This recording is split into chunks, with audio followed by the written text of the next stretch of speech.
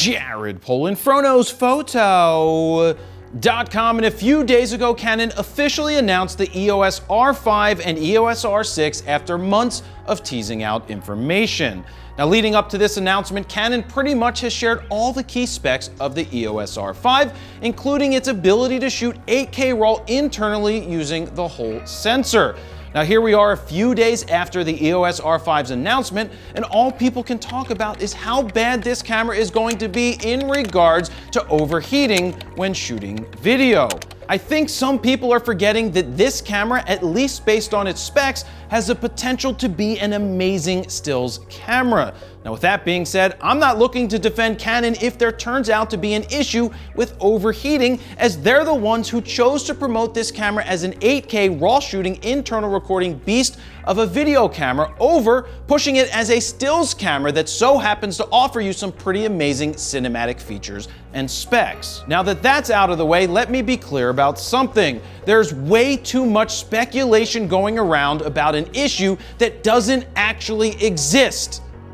Yet. Now, what do I mean by that? I mean, no one in the press that I know of as of right now on July 11th has had a production camera in their hands. Now, a few had pre-production, but not production. In fact, up until this point, the only cameras that have been in the wild and given to ambassadors to use for their launch content have been pre-production units, not full production units. What that means is that their cameras have beta firmware, not final firmware.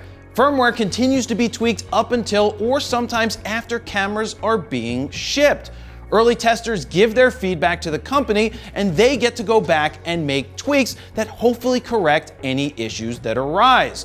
So with so much speculation and some accusations being tossed around, I wanted to share my thoughts on what I think is going on. And to do that, let me quote a YouTube comment that was left on my R5 preview video.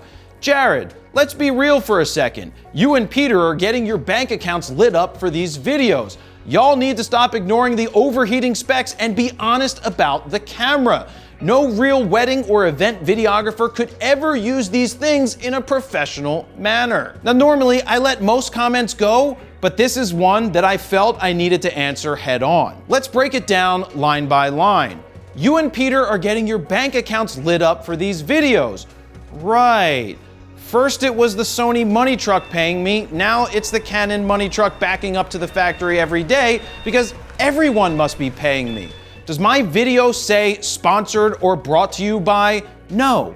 No, it doesn't. There's nothing more I despise than someone questioning my integrity. It's like when I used to ump baseball or ref hockey and someone would scream, "Call it both ways." Do you think I give a shit who wins this 9-year-old's baseball game or hockey game? I call it the way I see it. If I see something, I call it. If I don't see it, I don't call it. I don't care who wins. The same thing applies here. I've been making videos for 10 years. When I'm getting paid to make a video, you know I'm getting paid to make a video. It's freaking obvious. On top of that, I personally would not take money from Nikon, Canon, or Sony to make a review.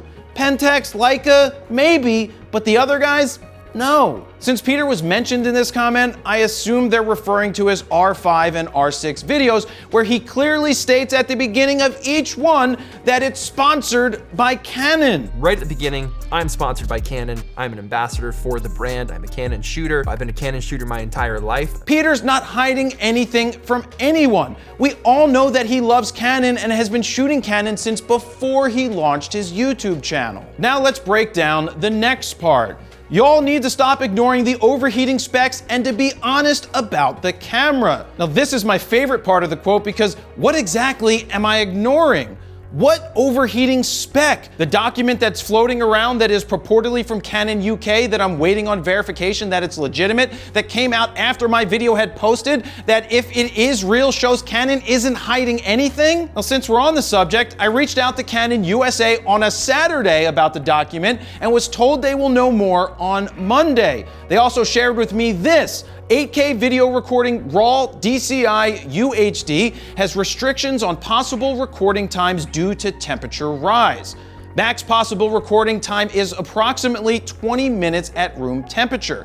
4K 60p movie crop recording has restrictions on possible recording time due to temperature rise as well. Max possible recording time is approximately 25 minutes at room temperature. Now let me explain how Canon gave information to the press this time around.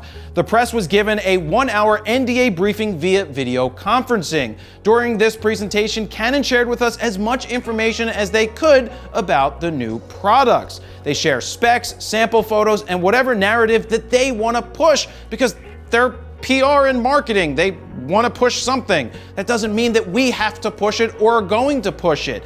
We get to ask questions and questions get to be answered, and others, for one reason or another, cannot, and then they have to get back to us if they can answer it. Now, before the official launch of the product, we were sent a spec sheet and a press release, and that's what I based my preview on. If this was a year ago, we would have gone on a press trip somewhere where I would have been given more than likely a pre-production camera to test out and ask questions about. But for obvious reasons, that could not happen this time around. In fact, 2 years ago, Canon took 50 plus press people to Hawaii for the EOS R announcement where, get this, we used pre-production cameras for a few days, meaning we couldn't make full-on reviews because they were pre-production units. So to be told I need to stop ignoring the overheating specs and to be honest about the camera is pretty infuriating for me for one simple reason.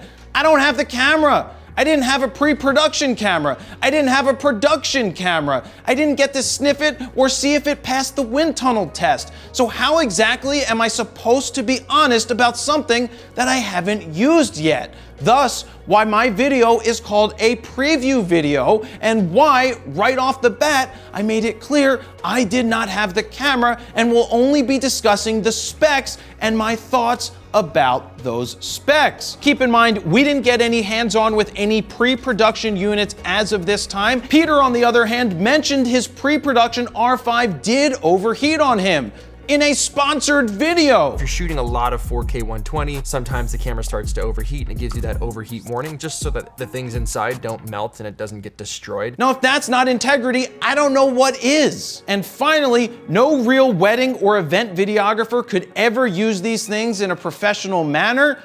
Okay, you're basing your ignorant statement on what exactly?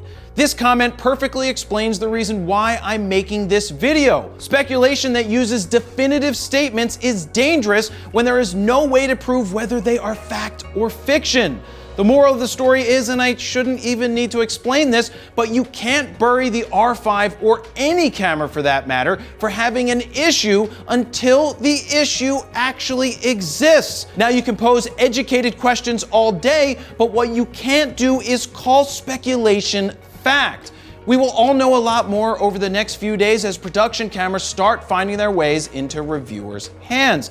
Now let me reiterate this one more time. If this release happened at any other time prior to March, the press would have been on some cool-ass trip where we would have certainly gotten hands-on with cameras. But those cameras more than likely would have been pre-production and not production cameras, meaning we couldn't make a real full review anyway.